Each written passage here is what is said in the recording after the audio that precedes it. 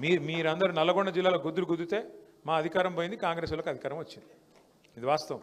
12 సీట్లలో మేము గెలిచింది ఒకటే నల్గొండలో. అది కూడా ఎక్కడ?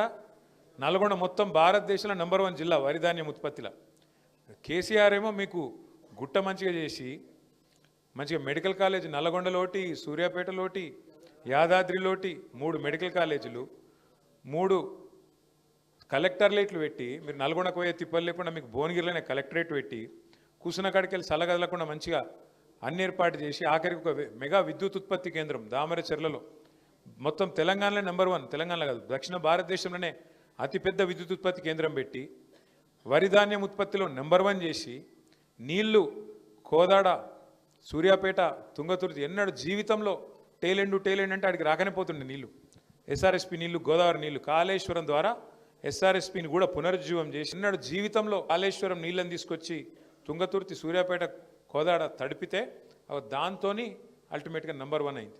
ఒక గంధమల్ల, ఒక బస్వాపూర్, ఇవన్నీ కూడా బాగా చేసి మీకోసం శివన్నగూడెం, చెర్లగూడెం ఒకటి కాదు. కేసీఆర్ చేసింది ఏందో ఒక్కసారి మననం చేసుకోండి.